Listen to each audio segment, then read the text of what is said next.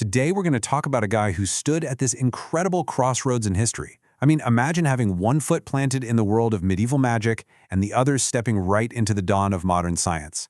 That was Paracelsus, and his story, well, it's really a parable about rebellion, about discovery, and about having the guts to just break with the past.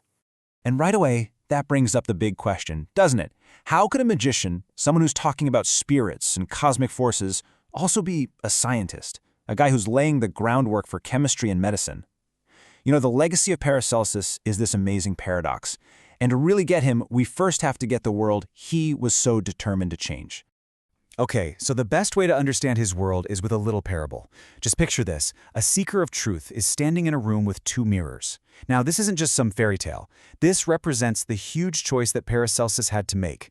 A choice between two completely different ways of seeing the world, and more importantly, a choice between two ways of healing people. So in that first mirror, you see the established medical world. You've got these scholars with perfectly clean hands, just reciting ancient texts from guys like Galen and Avicenna. They're in these big, fancy halls. But here's the problem. Their patients are dying. They're dying because the theories are old and stagnant. Then you look at the second mirror, and it's a totally different scene. There's an alchemist. His hands are stained with charcoal, with mineral salts, and he's working directly with nature. And his patients? They're actually getting better. So what does Paracelsus do? He doesn't just pick the second mirror. Nope.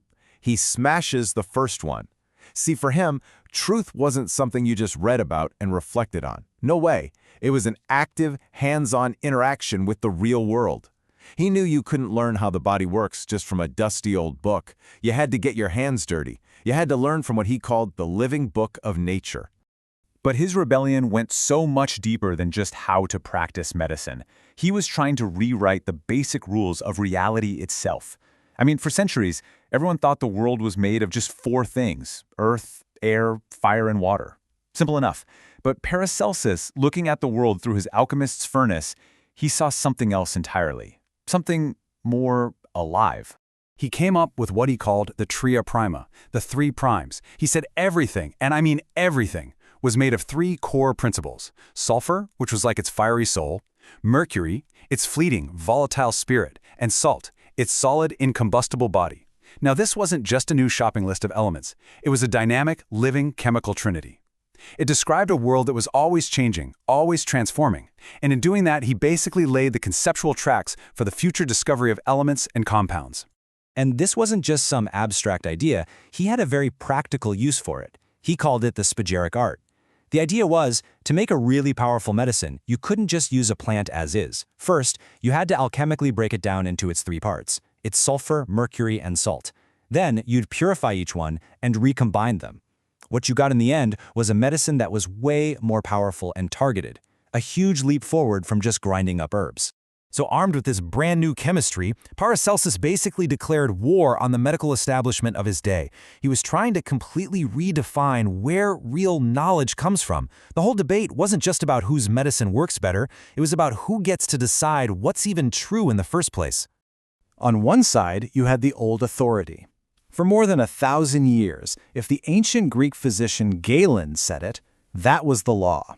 It didn't matter what you were seeing with your own two eyes. The book was always right. But Paracelsus came along and proposed a totally new source of authority: the fire of the alchemist's furnace.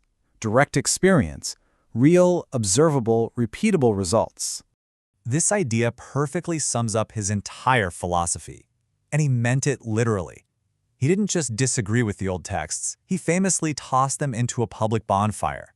For Paracelsus, truth had to pass a trial by fire. If your theory couldn't hold up in the real world, in the crucible of the lab, then it was totally worthless. And that, right there, is the spark that ignited empirical science and medicine. Now, this absolute commitment to testing and observing led Paracelsus to what is, without a doubt, his single greatest contribution to science. It's an idea so powerful it created whole new fields of study.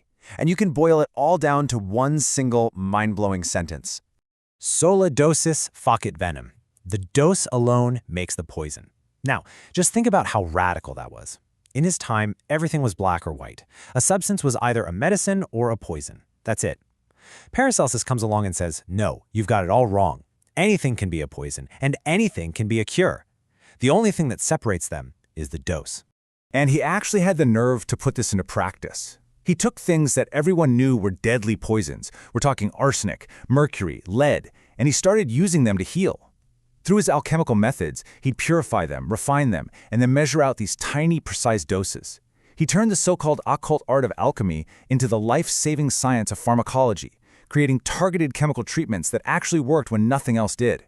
So, okay, we've got the scientist, the chemist, the physician, but if we want to understand how his radical science actually survived and spread, we have to look at the other side of him, Paracelsus the magician. Because that larger-than-life, mythical persona he built, that wasn't just ego, it was a brilliant and very deliberate strategy. This myth-making he did was a fantastic way to spread his ideas. The crazy stories, about him creating a little artificial man called a homunculus or carrying a magical sword, that was all great theater. But these stories were also symbols of his real goal, humanity's deep desire to master the forces of nature. And the result? His revolutionary scientific ideas got carried out of the stuffy, closed-off universities on the wings of these great stories, reaching everybody. In the end, this comparison just says it all.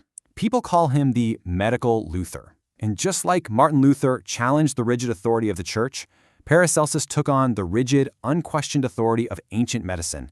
He was a true reformer who believed that the only way to move forward was to burn the old dead scrolls and use that fire to light a brand new path.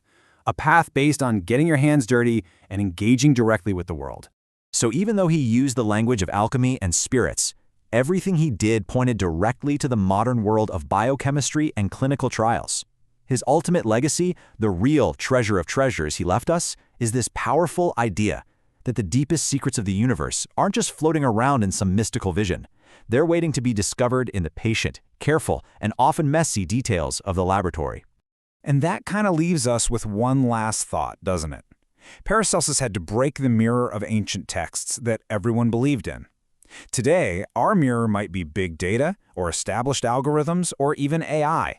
So the question for us is, where do we need a new rebellious genius to come along to challenge our modern-day dogmas, to test our truths in the fire, and to remind us that sometimes the biggest breakthroughs only happen when we're brave enough to shatter what we think we already know?